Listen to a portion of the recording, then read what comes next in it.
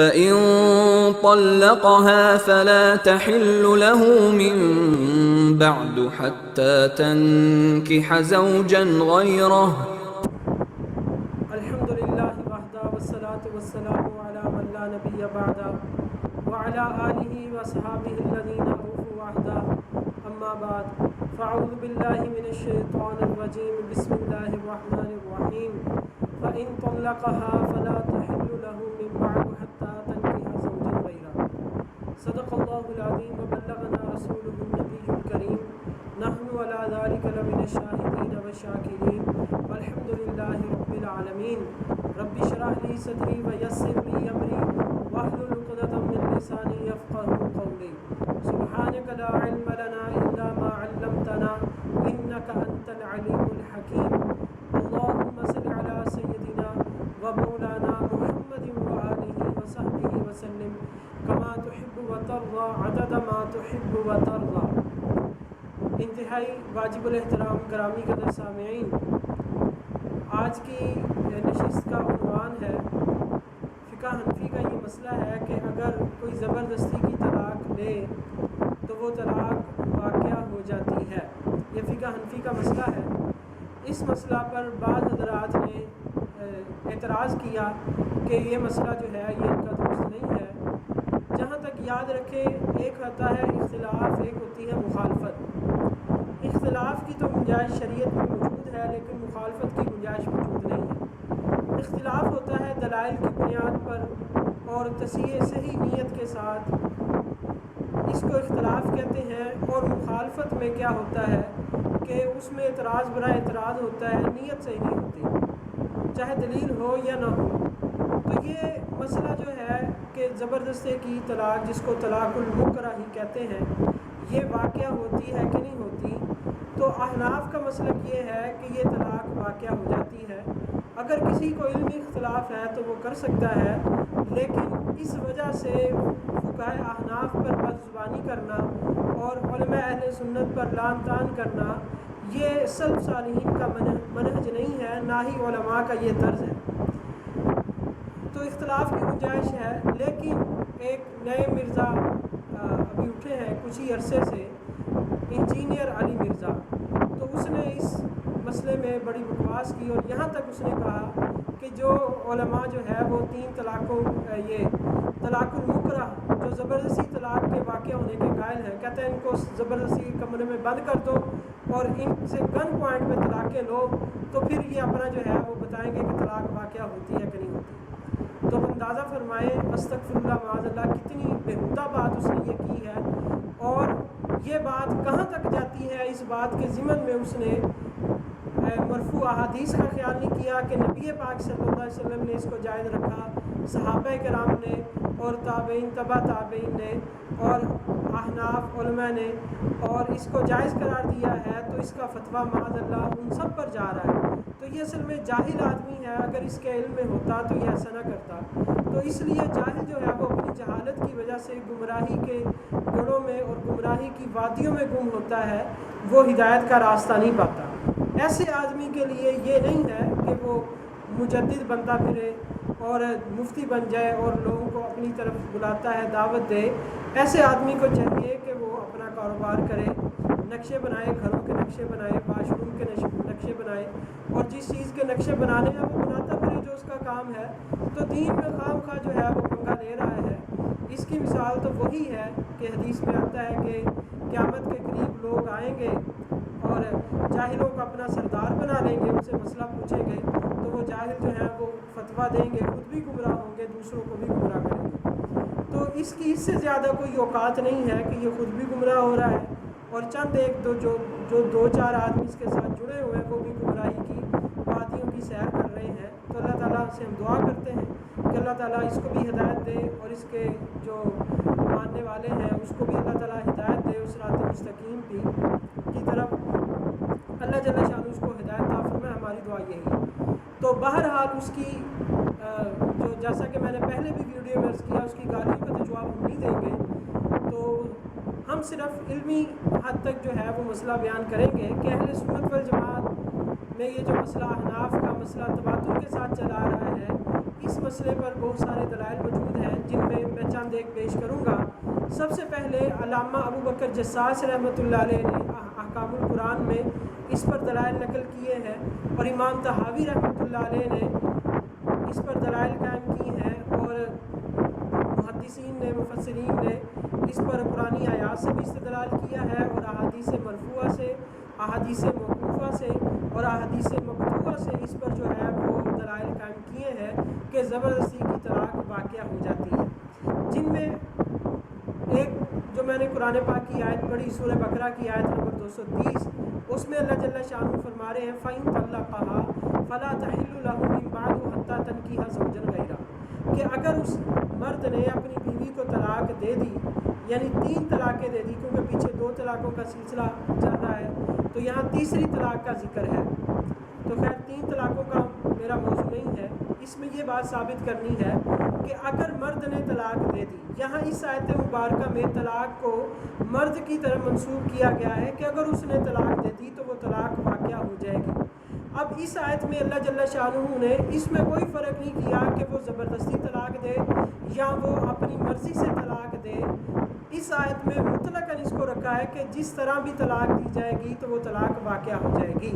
اسی لیے علامہ ابو بکر جساس رحمۃ اللہ علیہ نے اس آیت سے فقہ حنفی کے اس مسئلہ پر استدلال کیا ہے، اور انہوں نے لکھا ہے احکام القرآن جلد 5 صفحہ 15 پر،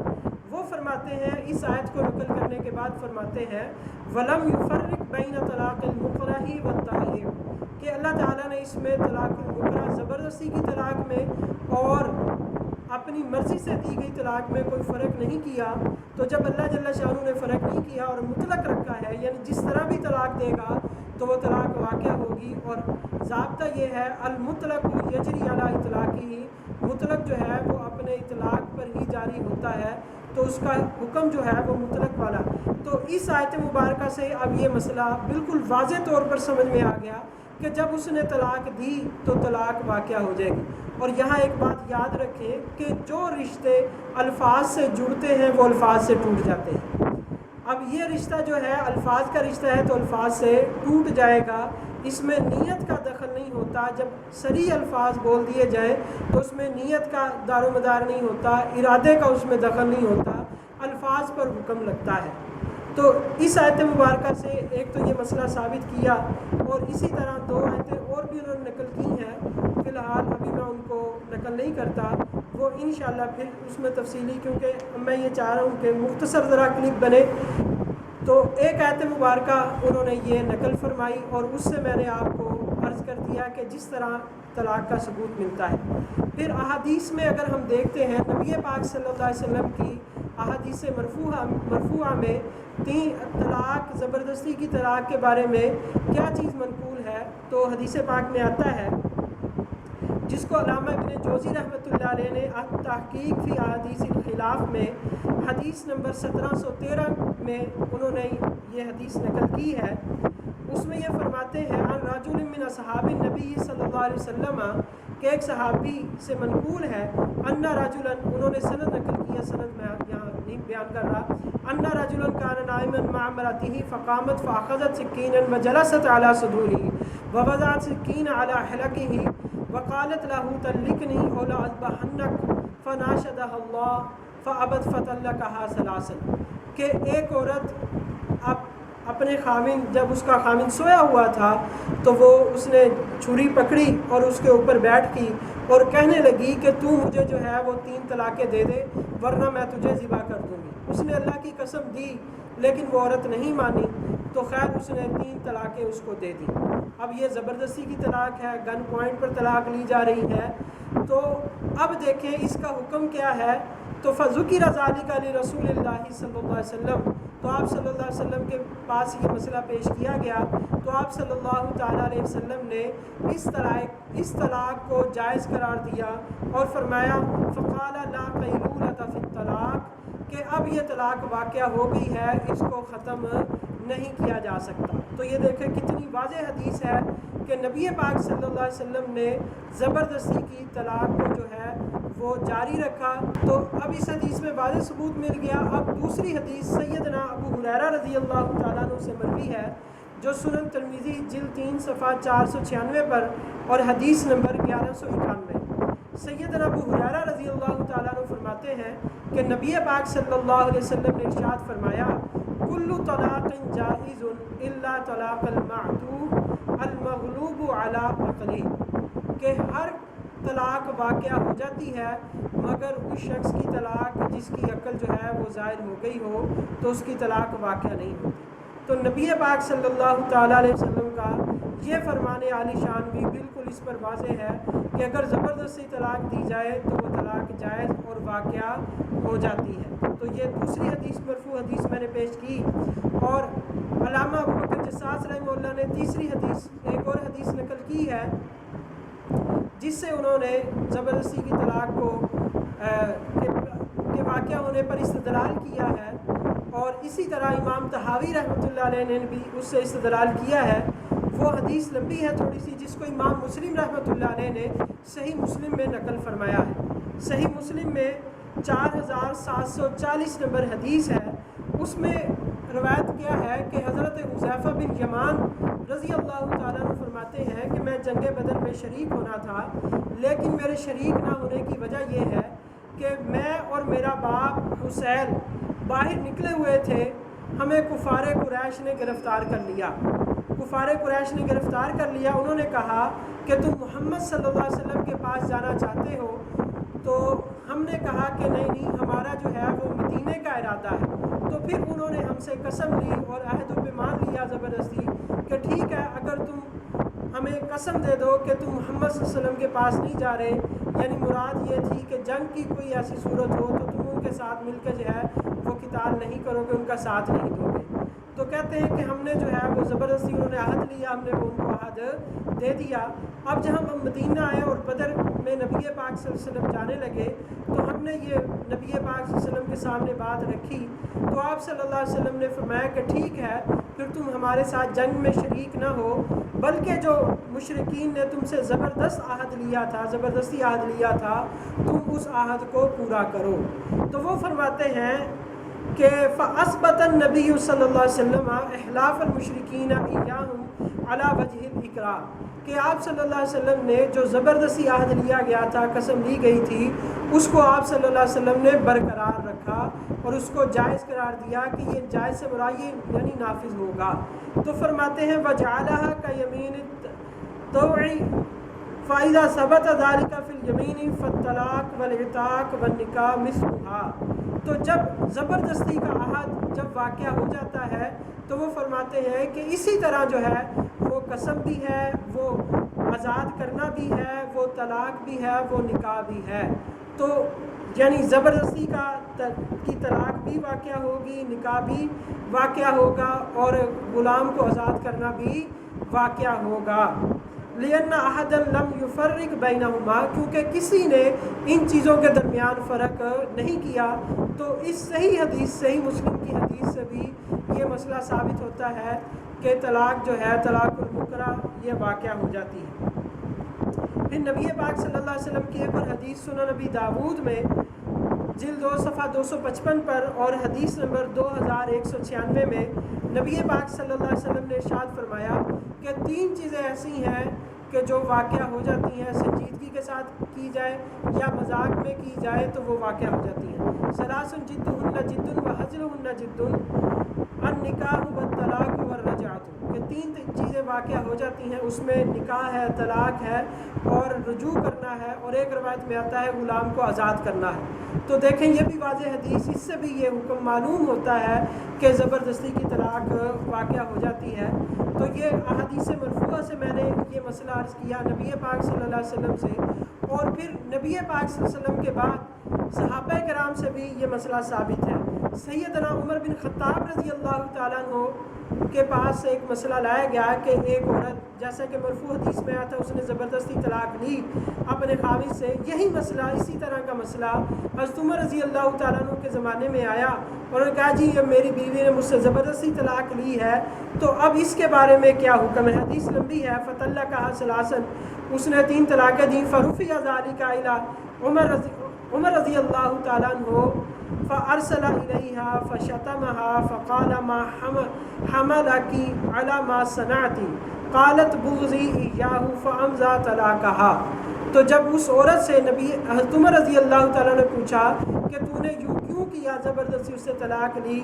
تو اس نے کہا کہ مجھے اس سے نفرت تھی، تو حضرت عمر رضی اللہ تعالیٰ نے اس کی طلاق کو جو ہے وہ جائز قرار دیا اور فرمایا کہ یہ طلاق واقعہ ہو گئی ہے۔ تو حضرت عمر رضی اللہ تعالیٰ نے طلاق کو نافذ فرما رہے ہیں، نبی پاک صلی اللہ علیہ وسلم طلاق کو نافذ فرما رہے ہیں۔ تو مرزا صاحب جو ہے وہ کس طرح وہ آیت سے استدلال کر رہے ہیں کہ جب ایمان نہیں جاتا زبردستی، اگر زبردستی ان کو کلمات کفر ادا کیے جائے تو ایمان نہیں جاتا، تو بیوی کس طرح جائے گی؟ بھئی ایمان کے مسئلے اور ہیں اور بیوی کے مسئلے، نکاح اور طلاق کے مسئلے اور ہیں۔ تو اگر اس آیت میں یہ مسئلہ مذکور ہوتا تو نبی پاک صلی اللہ علیہ وسلم پھر کبھی بھی طلاق المکرہ کو جائز قرار نہ دیتے، حضرت عمر رضی اللہ تعالیٰ عنہ جائز قرار نہ دیتے۔ تو یہ واضح حدیث ہے جس کو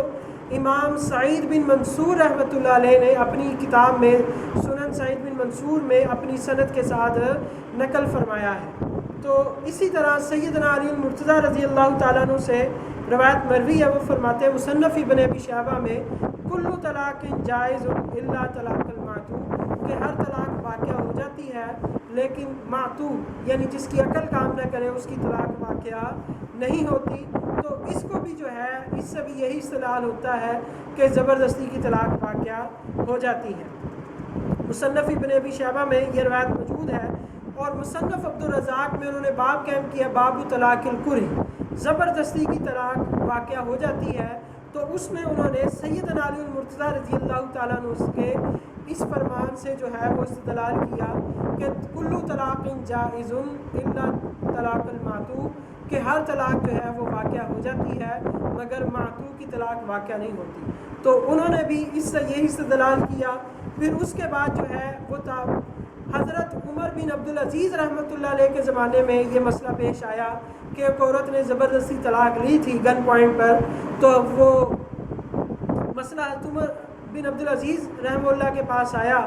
تو پھر انہوں نے کیا فرمایا، سنن سعید بن منصور میں یہ روایت انہوں نے